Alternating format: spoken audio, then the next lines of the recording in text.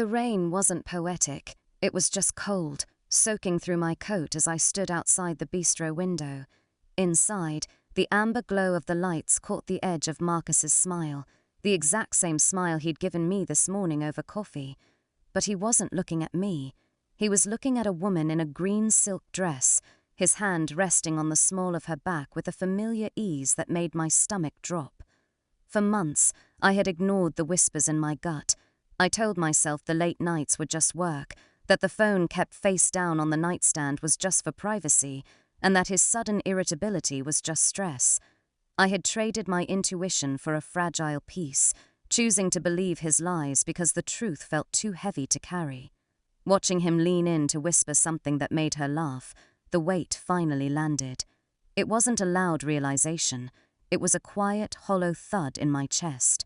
I didn't burst through the door. I didn't scream or demand an explanation I already had.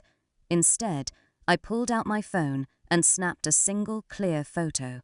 Then, I turned around and walked away. By the time Marcus came home 2 hours later, humming a tune and smelling of expensive wine, I had already cleared out half the apartment. His side of the closet was a skeleton of empty hangers, and his suitcase sat by the front door. On top of it, I left my spare key and the photo I'd taken.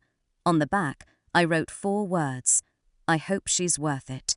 I was already miles away, driving toward the coast. My hands shook on the steering wheel, and the ache in my chest was sharp, but for the first time in a year, I could actually breathe. The lie was over, and I was finally heading towards something real.